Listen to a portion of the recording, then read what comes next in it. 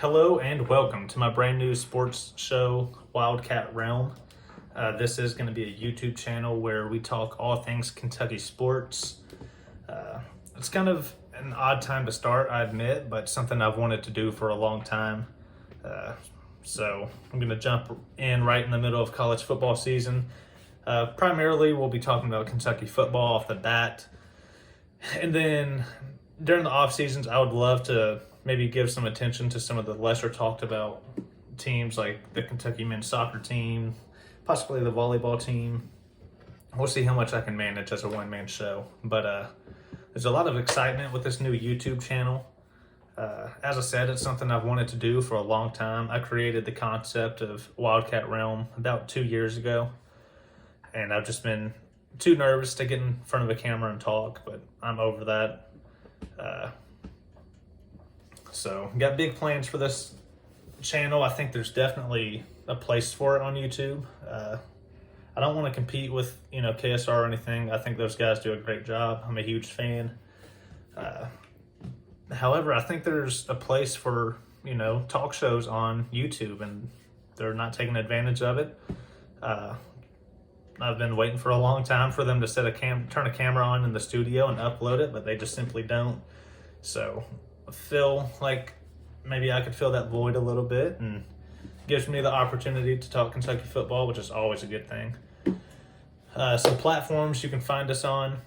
We're obviously on YouTube. We're going to be on Twitter, Instagram, and you'll see those channels or pages have been up for about 2 years. They haven't been touched in a long time, but I'm going to start uploading new stuff. So if you find some old Wildcat Realm page, that's the right one. We do also have a Reddit. Running a subreddit is a lot more work than I ever imagined. However, if we can build an audience in there and start, discussing UK football, that's just one more platform for us to connect and talk Kentucky football, which I'm all for. So that's the 4 places you can find us. This is my first time ever talking live in front of the camera, so just bear with me. It's a bit awkward, I'm not going to lie to you. But with that being said, we're going to move on to my main topic, number 1, which is Kentucky beat NIU. Kentucky won 31-23.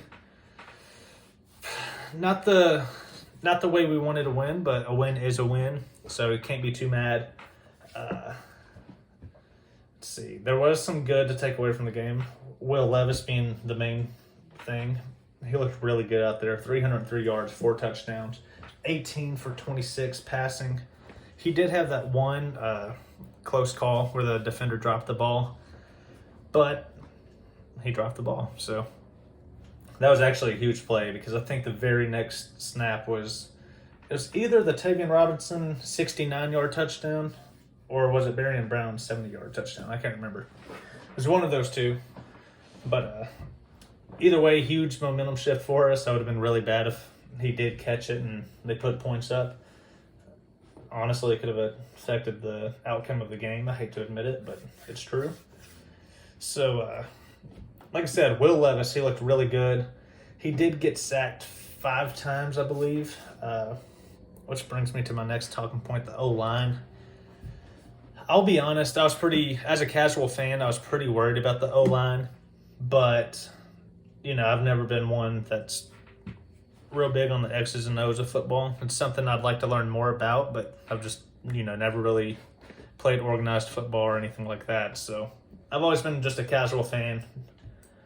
So I was really worried about the O-line, but my brother brought up a good point. He was saying that if you pay attention to the NIU game, they were blitzing almost every single time. And the reason they were doing that is because they simply do not respect the run game. And I don't blame them. Why would they? But if they're blitzing every single play, what that does is it leaves, the one-on-one matchups with the receivers for a quick slant or screen. And we took advantage of that a few times, like I said. A lot of passing touchdowns, Tavian Robinson with a 69-yard reception, Beer Brown with a 70-yard reception. That's all because NIU was blitzing the way they were. So maybe the O-line problem isn't as much, physical capability. I think those guys will be just fine moving forward because Chris Rodriguez is back. I'm super excited. Teams are going to have to respect that guy. They just are. So hopefully that opens up more passing opportunity for the receivers and Will Levis. And, hopefully C-Rod just runs all over them. And he's as good as we remember. So I don't think the O-line's as big of a problem as I once thought. Speaking of the rushing, we'll go in. We had Kavasier Smoke. He had 12 carries for 85 yards, which, I'll be honest, that's better than I thought it was. He's averaging 7.1 yards per carry. It definitely didn't seem like that while watching the game. He did have a 27-yard run, which is, of course, going to skew that average. But Kavasier Smoke, of course, had that big-time fumble going into the half. Very frustrating, to say the least. You cannot fumble the ball there. They ended up putting points up and tying the game going into half. And Stoops was obviously going for points because he was calling timeouts when NIU still had the ball. So he was controlling the clock, hoping to put some points up to take the 21-7 lead in the half, and instead it bit us in the butt because of the fumble. We went into half 14-14, which is not ideal. Juton McClain, 3 carries for 15 yards, averaging 5 yards a carry, which pretty solid numbers. I wish we could use him more. I think he had that fumble last week. Maybe he struggles to hold on to the ball. One person I was really disappointed in was Lavelle Wright. I hesitate to say he was running soft, but as a casual fan, it looked like he was running the ball soft. It seemed like his stats really quick. He had 9 carries for 14 yards. So Juton McClain had 15 yards on 3 carries. Lavelle Wright had 14 yards on 9 carries. So averaging 1.6 yards per carry, not ideal. His longest of the night was a 5-yard run. And like I said, going back, watching that game, it just seemed like that first guy always brought him back, and it didn't take, or brought him down, and it didn't take much to bring him down. Lots of arm tackles in there. It seemed like he'd get, kind of hit from the side and immediately go to the ground. I think Lavelle Wright, he'll be fine. I think I'm glad we have him on our team. I think he's a great talent. I'm not knocking the dude. Just based off that game, he definitely could have ran the ball stronger. I think he has a bright future here. So don't want to knock him too hard, but that was my observation during the game. Going down to receiving, I've already touched on it a few times. Tavian Robinson and Beer Brown look really good. Dane Key all season has looked really good. 2 receptions for 15 yards, not at all bad numbers for a true freshman. I love the fact that Dane Key doesn't have to put up big stats every single game for our receiving core as a whole to operate smoothly. We have lots of weapons this year, and I'm excited about it. We're used to having that one guy, that Randall Cobb, that Lynn Bowden, that Wandale Robinson, and this year we still have those guys. I'm not saying they're all 3 as good, but we have talent all across the field, and I think moving forward for the season, with C-Rod back, that's going to open up lots of passing opportunities for these guys, and we're going to see them play, the receiver role like we haven't seen at Kentucky before. And I'm very excited for that. So fourth quarter, I have fourth quarter as a talking point on here. All I wanted to say was just how we closed the game. The score definitely does not reflect how that game went, which is funny because in a sense it does, and obviously it's the final score. But at the same time, we were up pretty big in the fourth quarter, and I think we got complacent. I think going into the game, we were complacent. We didn't respect them as a team and bit us in the butt pretty quick. And then I think we kind of corrected ourselves, put up the scoring that we needed to, outscored them 10-0 in the third quarter. And I think we just kind of thought we had put them away at that point, only to allow them to score 9 in the fourth. And they outscored us in the fourth, 9-7. So 23-31 is our final score. We really should have beat them by a lot more. We really could have if we would have closed out the game. But it is what it is. My only worry is, like I said, I think it's more complacency. I don't think it's ability to close out games. But if we're looking at it from an objective standpoint, a team like Ole Miss would have capitalized on that and came back and scored. And in fact, Northern Illinois almost had that onside kick recovery. And who knows, they could have scored. Anyway, moving on. We got Ole Miss coming up next. Real quick before I move on, I'll talk about kind of my layout and what I want this channel slash show to be.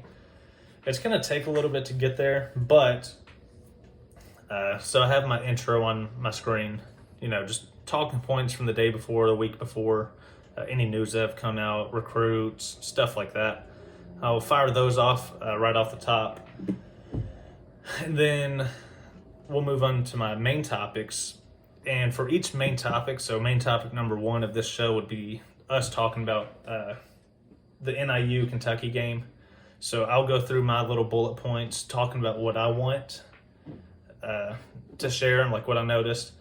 And then I would love to, once I have an audience, kind of send it over to the live chat, let you guys fire in your questions, comments, and, have a more discussion-based show with the audience itself. But since this is my first ever video, I'm not even recording it live. I'm just turned on the camera. I'm going to upload it as a video. I don't have that ability, so this is going to be a shorter episode than it will be in the future, but it's going to take a little bit of time to build up an audience to have people in the quick chat discussing with me. So anyway, just wanted to throw that out there. Moving on, we got Ole Miss coming up next. I read something today, I just wanted to share it really quick.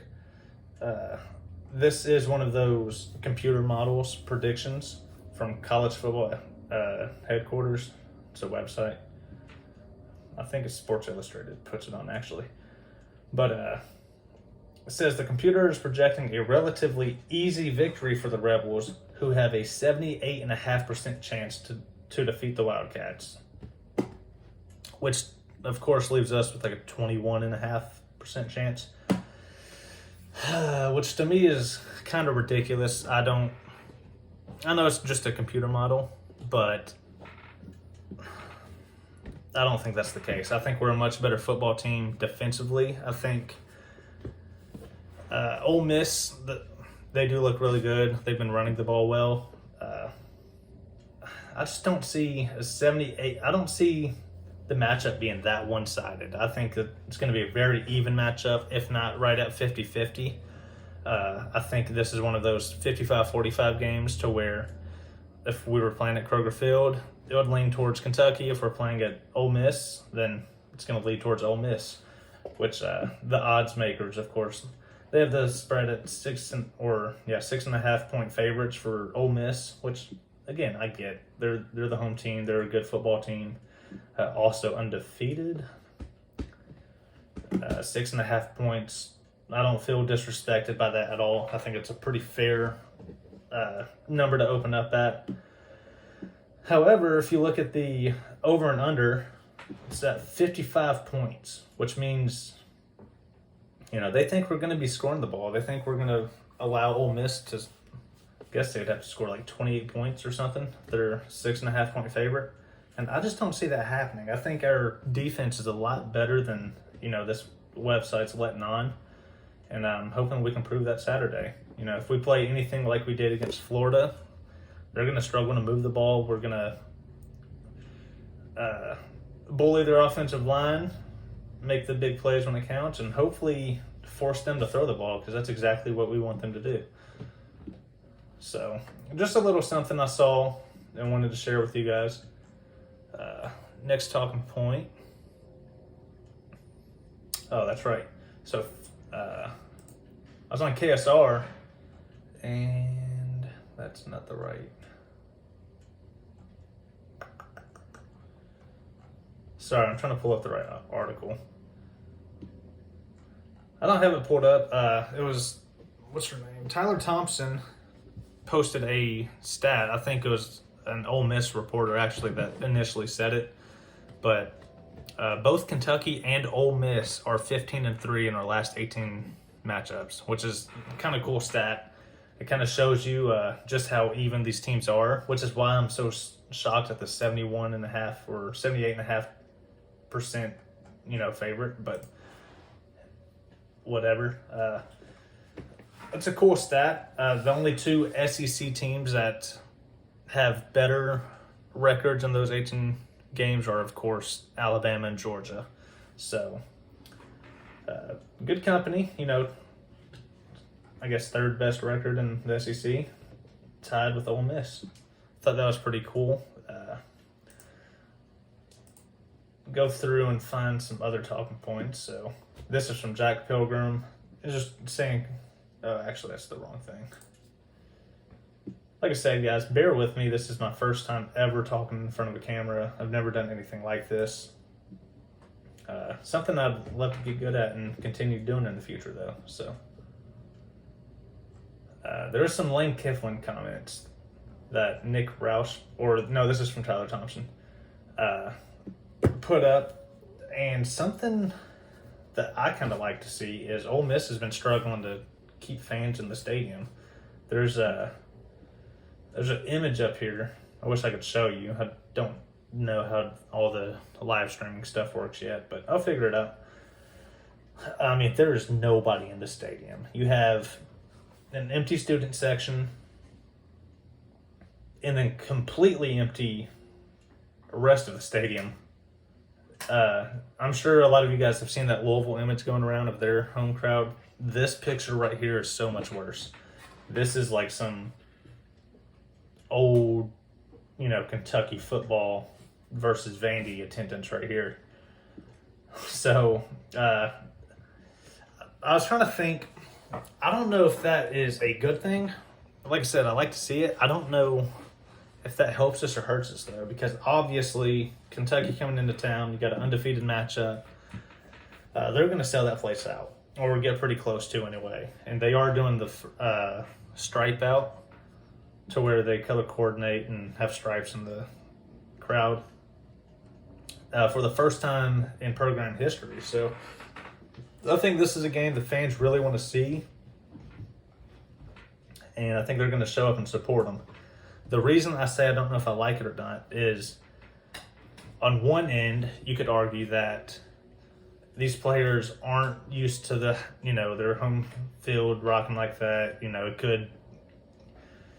They might not live up to the moment or whatever, And then the other end is maybe they feed into that energy and, it just helps them keep the momentum throughout the game. You never know. So I tend to be optimistic when it comes to Kentucky. It's probably going to be the case that they're going to be hype and the momentum is going to carry them and make it very hard for us to beat them. But the optimistic side of me says the moment's going to be too big for them and they're going to choke. So I doubt it, but we can hope. Let's see. So this is Tyler Thompson's 5 things that Nick Roush, Lane Kifflin said in his Ole Miss interview. I'm just reading through it really quick to see if there's anything else interesting that they said. So there's that impressive stat, the 15-3 over the last 18 games. Like I said, only other 2 teams is Georgia and Alabama.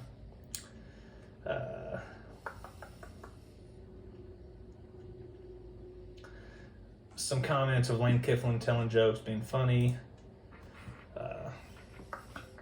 So that's really it. I wish I could make this show longer. I think in the future I'm going to. This is as much a trial run as it is my first show. So I don't expect every show moving forward to be exactly how this one went.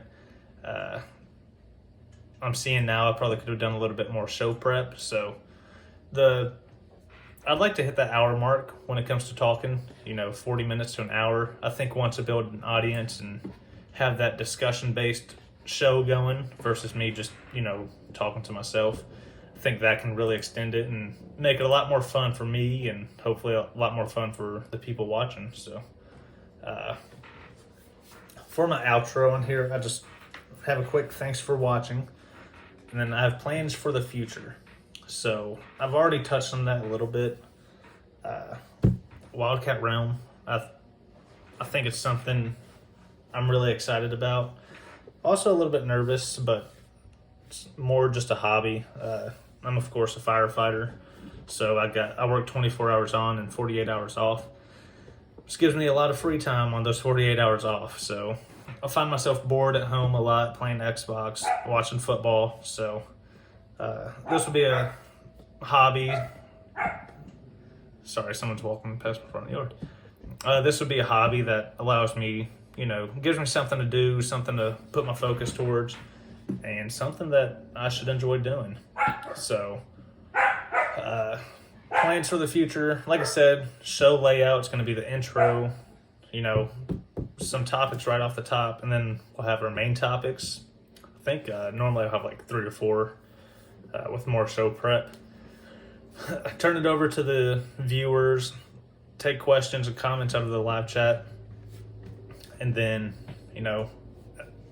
after that we can continue the discussion in the live chat and talk about wherever it takes us. I want this to be a very casual show with structure. So we'll start off with the structure, get all my talking points out of the way, and then after that we'll just keep it going until the conversation dies down. So thank you guys so much for watching. Got to do the whole YouTuber thing. Like this video, subscribe, and come back for next week. Or that is something I need to figure out. I don't know if this is going to be a post-game show. I would love to have something to talk about every day of the week. I don't know how likely that is, though. Something else I want to do with this channel is we have the live show, which this is a test run of. And then I want to do some like short film type videos to upload. So some like video essay type, for example, have a video essay up on my channel, 10 to 15 minutes talking about Benny Snell and his time at Kentucky. I think something like that would be really cool. I could drop a few of those throughout the week on top of, Monday talking about the game on Saturday, and then Friday talking about the upcoming game on Friday. So kind of have the whole pregame, postgame news that's come out throughout the week, and then in between you have these hopefully somewhat cool videos that I should have a blast making. So I'm really looking forward to this channel. Bear with me. I am going to upload this test trial just to kind of see how far I've come. It's going to be my benchmark. So thank you guys for watching, and stay tuned for more. Thank you.